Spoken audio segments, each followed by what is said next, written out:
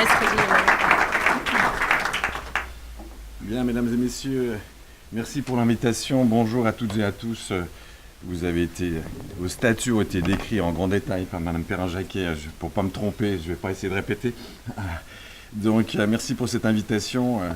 Je vais essayer de vous présenter 7 thèses en 15 minutes. C'est peu de temps. Il y en aurait certainement beaucoup plus. J'ai choisi d'en illustrer quelques-unes. Avec une posture qui est la posture de ceux qui ont essayé de trouver un certain nombre de solutions en faisant de multiples essais et de multiples erreurs. Et donc, ça fait 30 ans à peu près que je suis dans ce monde-là et qu'avec mes collègues, nous avons testé, développé, innové. Souvent, quand on s'est cassé la figure, je veux dire, on a dû ramasser nos quilles. Et donc, c'est pas du tout une posture pour venir définir des choses arrêtées, mais surtout pour venir partager avec vous d'abord tout ce qu'on a appris à partir de ces nombreuses, innombrables erreurs. Et puis, comme le disait mon beau-père qui était aussi dans la politique à Genève, dès lors qu'on teste des choses, on est d'abord des emmerdeurs, des empêcheurs de faire les choses en rond. Donc c'est une posture d'emmerdeur qui vient vous partager quelques idées avec vous ce matin. Et voilà. Donc en quelques mots, juste pour voir d'où je parle, mais juste quelques mots. Donc mon activité principale est dans cette entreprise qui s'occupe de formation et de placement. Vous allez voir pourquoi est-ce qu'il y a un terme qu'on n'utilise plus d'ici 3 slides. Un projet qui est né en 84, un projet pilote, je veux dire, c'était une feuille blanche à l'époque. Personne n'avait développé quoi que ce soit pour essayer de venir en aide à ces personnes qui à l'époque étaient à l'aide sociale. Il n'y avait pas encore la croissance forte du chômage. À Neuchâtel, vous aviez déjà quelques prémices, mais c'est des projets qui sont nés avant la croissance forte du chômage, avec une feuille blanche quant à savoir comment est-ce qu'on allait donner des solutions à ces personnes en termes de processus, comment est-ce qu'on allait organiser les entreprises, les organisations, les fondations comment ça allait se développer, comment ça allait se manager. Aucune idée, personne ne savait comment ça allait se faire. Et donc d'un projet pilote, ça s'est développé. Pour aujourd'hui, on a une centaine d'employés, 170 personnes en formation, 450 personnes chaque année dans nos différents départements qui sont placées directement en entreprise. Donc c'était à quelque part ce laboratoire, c'est à partir de ce laboratoire que je partage ces quelques thèses avec vous ce matin. Alors, il y a des choses qui sont peut-être des évidences et des portes ouvertes pour certains d'entre vous. Il y a quand même, je pense, quelques nuances qui peuvent changer. Une réflexion dont la pertinence peut aussi varier d'un canton à l'autre. Mais un constat, c'est que nos organisations ont été créées par des travailleurs sociaux et nous devenons des partenaires des entreprises. Certains l'ont été très tôt. Je pense que Job Service en fait partie. D'autres ne le sont pas encore ou certainement pas encore assez. Et il y a bien un changement de monde, je veux dire, ces organisations sont nées plutôt dans le monde du social et aujourd'hui, la plupart ou un grand nombre sont en train de basculer pour venir des partenaires de l'économie. C'est peut-être facile à dire, mais c'est pas si anodin de mon point de vue. L'élément clé qui est là derrière aussi, plus opérationnellement, c'est que les activités de production doivent coller aux besoins des employeurs en matière de compétences métiers et compétences relationnelles. Donc, et je le dis souvent, toute organisation, dès lors qu'elle a des activités de production, si ces activités de production ne sont pas en concurrence avec l'économie, eh bien ça veut dire qu'on est en dehors du champ de l'économie et que c'est moyennement ou c'est peu pertinent par rapport à la formation. Bien évidemment, il s'agit d'avoir une taille limite, c'est un grand débat, mais une taille limite pour pas qu'on prenne des emplois plus que ça, mais ceux qui sont dans des activités, par exemple, éloignées du marché de l'emploi, comme le tri des textiles, des éléments de brocante, quand on a fait du nettoyage de forêt, etc. Ce ne sont pas des activités qui sont formatrices ou qui correspondent aux besoins ici et maintenant des entreprises.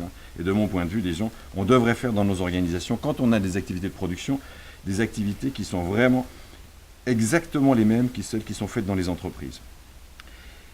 Et ça, c'est un gros challenge, notamment dans notre pays, parce que certains pays et dans certains cantons, les organisations ont été limitées, par ce principe de concurrence de la LACI, ont été limitées ou cantonnées à des activités un peu périphériques, et ceci au détriment, de mon point de vue, des personnes, des bénéficiaires.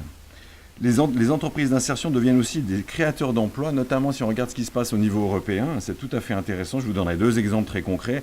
Archer, un groupe d'insertion important à Romans, pas très loin d'ici, en Isère.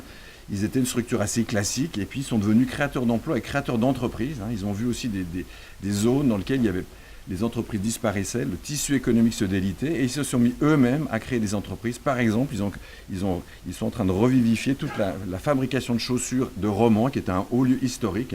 Et donc ils ont dit, il n'y a plus d'emploi, mais on va en créer.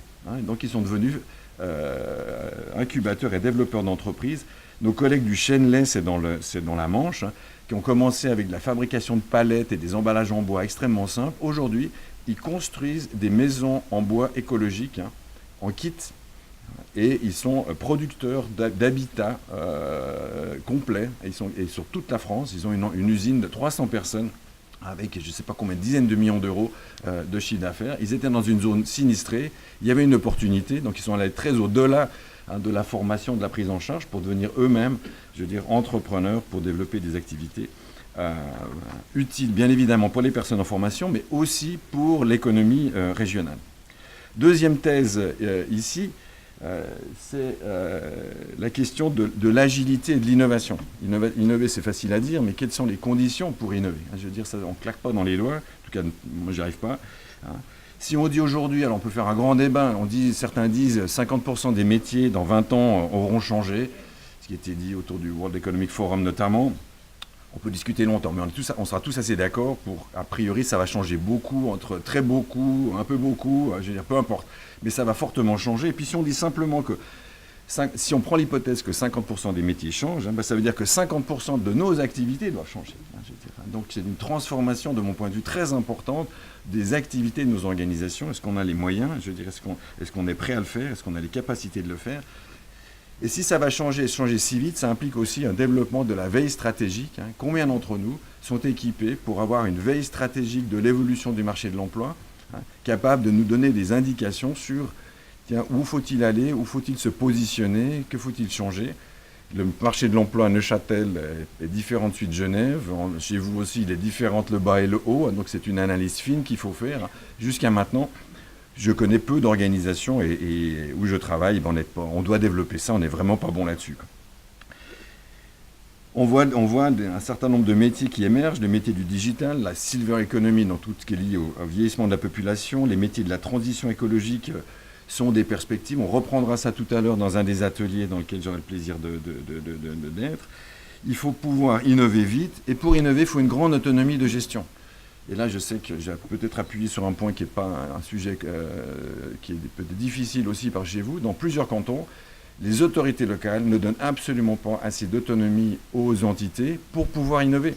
Il faut pouvoir se fixer de mon point de vue sur des objectifs, un budget, et à partir de là, de pouvoir tout le champ libre pour pouvoir demain engager quelqu'un, demain investir si on a les moyens. C'est une logique de PME. Si chaque fois qu'on veut faire quelque chose, il faut poser la question aux autorités locales et attendre X semaines, voire X mois pour avoir l'autorisation, on n'y arrivera pas.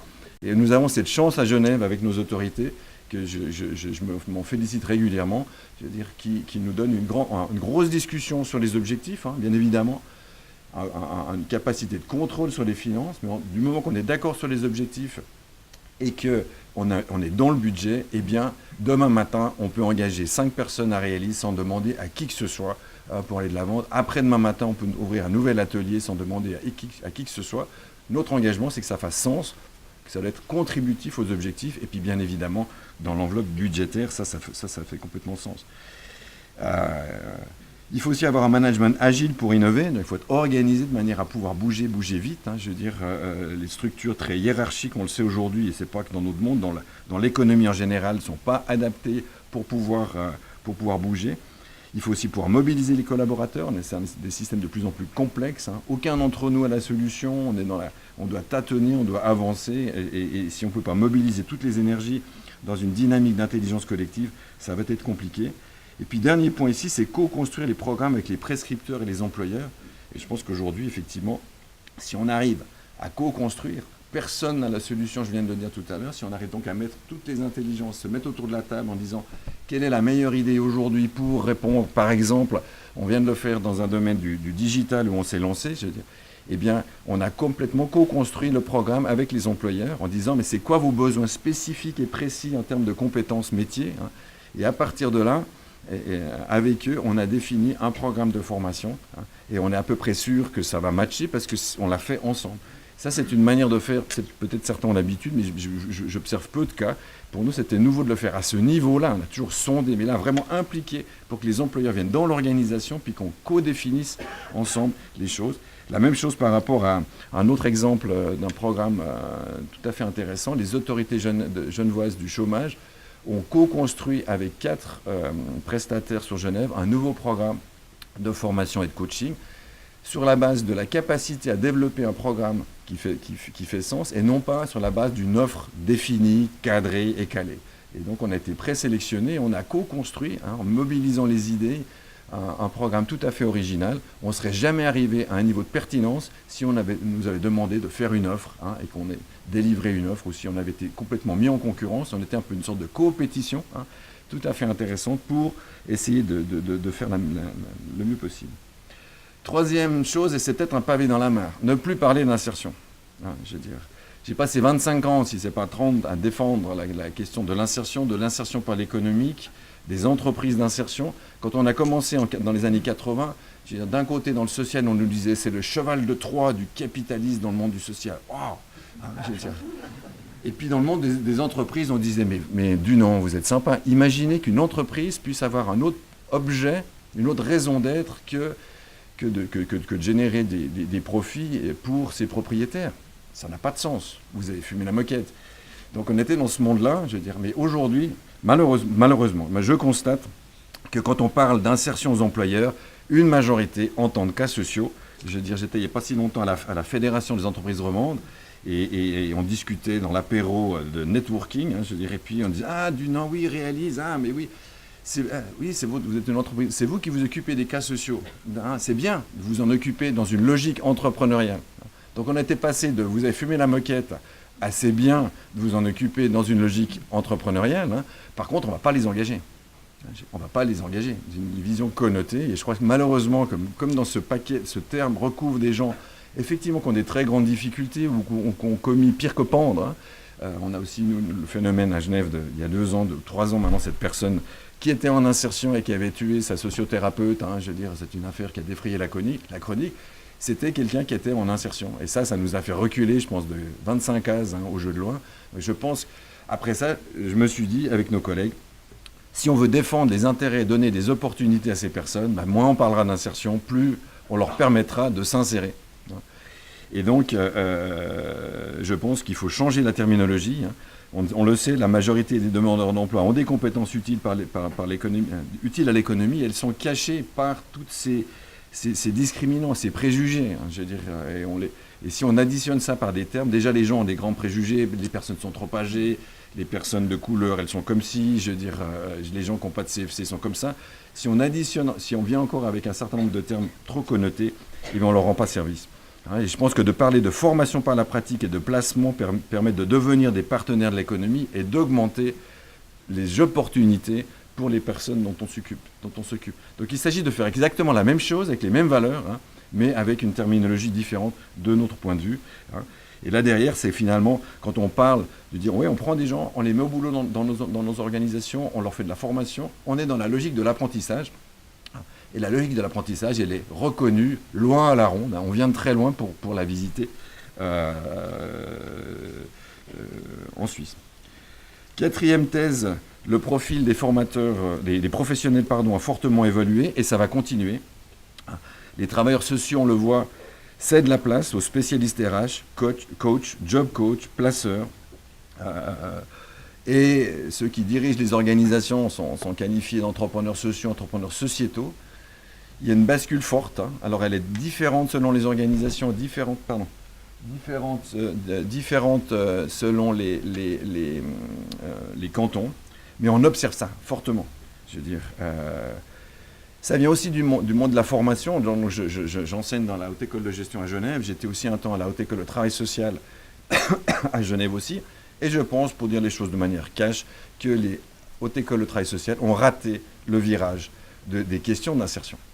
si je parle encore insertion. Je veux dire, pour 36 raisons, ça fait un débat en tant que tel, mais malheureusement, et je le regrette profondément, donc je ne suis pas en train de faire une critique des travailleurs sociaux, mais de constater que le système de formation professionnelle n'a pas suivi, et tous les enjeux de compréhension de l'évolution du marché de l'emploi, de la réalité des entreprises, qui doit faire qu'un travailleur social est capable de faire son travail d'accompagnement et de dialogue aussi avec les différentes parties prenantes, eh bien, ils ne l'ont pas fait, ou peu fait, ou de manière très insuffisante. Et quand on cherche des gens compétents dans nos organisations, et puis qu'on regarde selon les profils de compétences et non pas selon les formations, eh bien, progressivement, on se retrouve avec des gens qui viennent du monde de l'entreprise, puis qui comprennent assez facilement comment ça fonctionne l'aide sociale et comment ça fonctionne le chômage.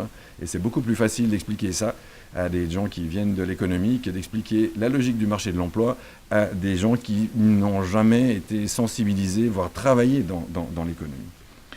Les encadrantes de terrain doivent aussi avoir une formation métier, c'est peut-être évident aussi pour vous, et une formation de formateur d'adultes. Et je pense qu'on est plus en train de basculer dans une formation de coach. Il me semble que l'approche coaching est vraiment aujourd'hui tout à fait intéressante. En tout cas, on voit que ça évolue fortement. Et puis, ça renvoie sur ce processus que je mentionnais, je veux dire, qui est devenu finalement une adaptation de l'apprentissage pour des adultes, sans aller au CFC, parce qu'on n'a pas le temps aujourd'hui, malheureusement, avec le placement direct en entreprise, et donc avec ces professionnels qui ont toujours des mêmes compétences d'empathie, de compréhension des freins, de soutien, d'accompagnement, mais qui, dans leur trajectoire, viennent à quelque part d'ailleurs.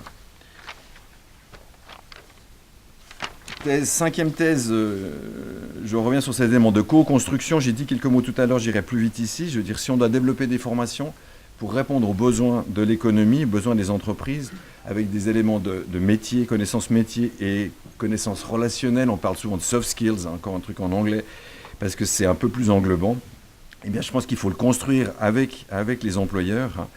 Les besoins sont très spécifiques, je le disais. En plus, ils évoluent à toute vitesse. Et donc, je ne vois pas comment autrement, on peut le faire autrement qu'en étant très très proche d'eux. Il faut non seulement les développer, puis il va falloir les faire évoluer.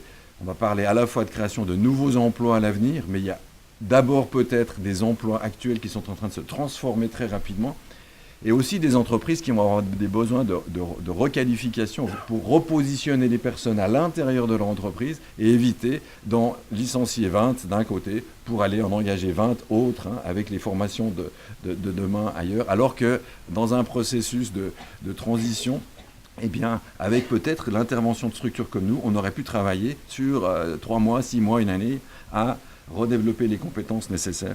Et ça, il faut le faire avec les entreprises, voire dans les entreprises.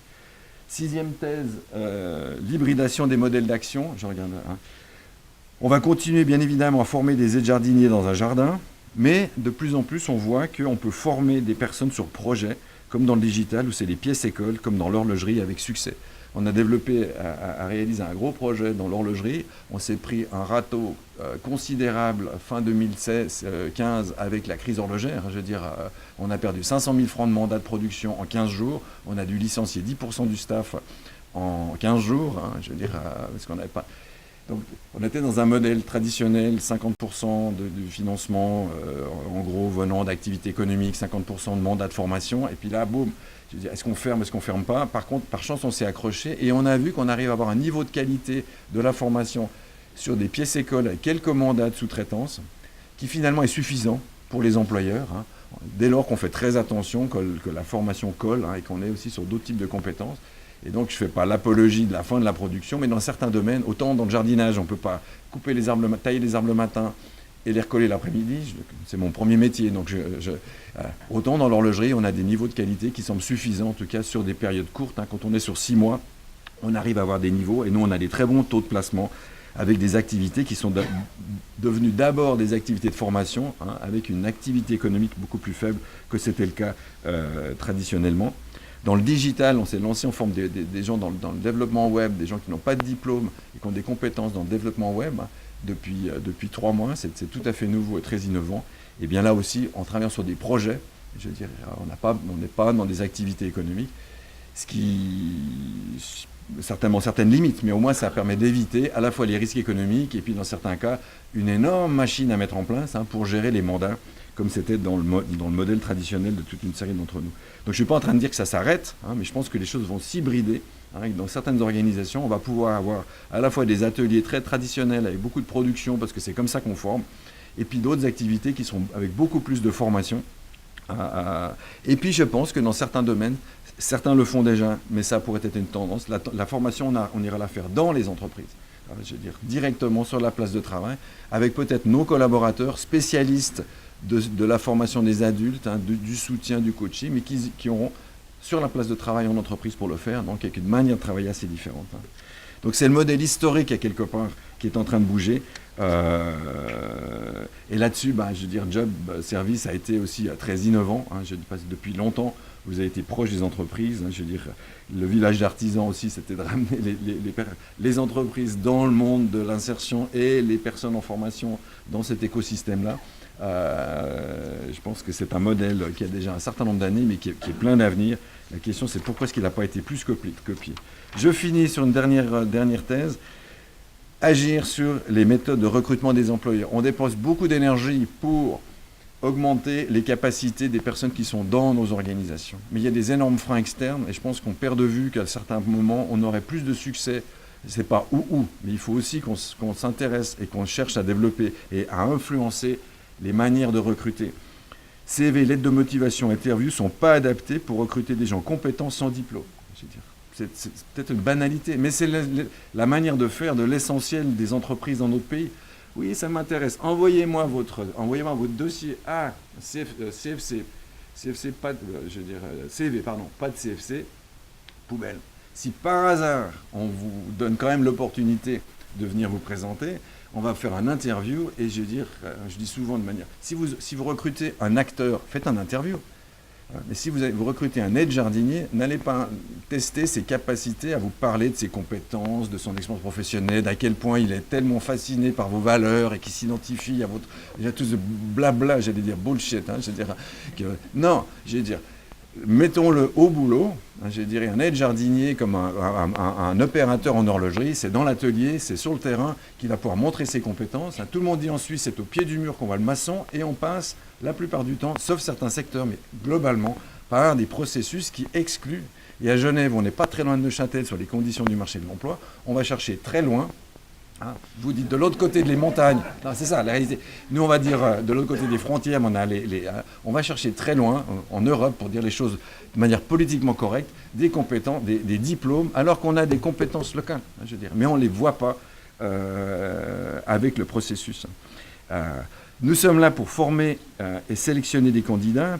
On est capable des fois de les former sur des besoins spécifiques des entreprises, de ne pas aller beaucoup plus loin. On peut donner des éléments de garantie sur des éléments de compétences humaines, des soft skills qu'un CV ne donnera jamais, et qu'un interview avec une personne ultra stressée devant vous ne donnera jamais, je veux dire. Et donc, changeons de démarche. Et puis, quand vous avez quelqu'un des RH qui dit « Oui, mais alors, qu'est-ce que je vais devenir ?» Ça m'est arrivé plusieurs fois. Vous lui dites non, vous lui dites mettez votre énergie, et plutôt que de passer du temps à trier des brouettes de CV, etc., et faire des heures d'interview, travaillez avec nous, on va vous présélectionner, comme vous le faites, un certain nombre de candidats. Vous allez gagner beaucoup de temps et beaucoup d'argent, si le cas échéant, ça vous donne. Et puis par contre, votre compétence RH, passez-le dans l'intégration de la personne sur la place de travail, dans l'accompagnement. On a beaucoup de casses. Souvent parce que, vous le savez tous, il y a des fois tout d'un coup quelques incompréhensions, quelques manques de compétences, quelques ajustements que les personnes qui passent par chez nous ont de la peine à faire, ou des codes de l'entreprise que la personne doit prendre un certain temps pour comprendre, que les RH s'occupent de ça, quand on parle de gens sur le terrain. Faites ça et passez la moitié de votre journée dans les ateliers pour voir comment ça se passe, plutôt que d'être dans un bureau effectivement à brasser des CV. Excusez mon langage un peu carré, mais c'est comme ça que ça se passe. En conclusion, j'arrive au bout. Je veux dire, rien n'existait dans les années 80. Je veux dire, on a eu effectivement une approche économique de problèmes sociaux. Comme je le disais, on a été fort mal vu au départ, fort mal compris. Mais on a fait énormément d'erreurs. Mais l'un dans l'autre, quand même, je veux dire, on a pu le développer. Et dans toutes sortes d'organisations en Suisse, finalement, des bonnes pratiques. Je veux dire, on a pu aussi s'inspirer les uns des autres. Et ça, c'est un élément. En remerciant pour c'est aussi un sous-produit des discussions. On a beaucoup discuté entre les uns les autres, on a créé des cercles d'échange de bonnes pratiques entre professionnels pour essayer d'éviter de refaire tous les mêmes beuveries au même moment. Hein. Et ça nous a beaucoup aidé pour pouvoir développer ces organisations. C'est les missions qui nous guident, pas la manière de les atteindre. Donc je pense qu'on doit être très clair sur le fait que si demain le modèle qui prévalait il y a 10 ans doit changer complètement, il changera. Il faut qu'il change. Hein. C'est notre boulot, c'est de nous adapter aux besoins des personnes pour qui on cherche à trouver des solutions. Hein. Donc nos modèles d'action, on est parti de rien, on a développé un certain nombre de choses, je dirais. Et aujourd'hui, tout ce qu'on sait, c'est que ça va encore profondément changer, je dirais. Tout ce qu'on peut se réjouir de ce qu'on a pu développer, mais il faut être absolument clair sur le fait qu'il faut être prêt à dire toutes ces organisations, dans 10 ou 20 ans, elles vont profondément se modifier. Hein. Alors c'est une histoire passionnante, hein. L'avenir ne le sera pas moins. Hein. L'innovation sera la clé. C'est pas toujours confortable, soyons honnêtes. Je veux dire, c'est aussi compliqué. On travaille tous avec aussi des personnes. On est tous challengés et c'est pas un long fleuve tranquille. Et on peut faire aussi un blabla sur l'innovation. Mais on doit ceux qui ont un certain plaisir à ça, je veux dire, doivent se préoccuper de l'adaptation de tous nos collaborateurs, de toutes nos structures, hein, parce que c'est pas en claquant dans les doigts qu'on passe d'un modèle à l'autre. Il n'y a pas simplement de casse dans nos organisations, comme il n'y a pas simplement de casse dans les entreprises, qui sont aussi confrontées à cet enjeu d'adaptation rapide. Et donc, je veux dire, réjouissons-nous pour ceux qui aiment le changement de ces perspectives, mais faisons attention de le faire aussi de manière cohérente et que nos valeurs sont non seulement en direction des personnes que nous cherchons à former pour placer, mais aussi de l'ensemble des parties prenantes et notamment de nos collaborateurs. Merci.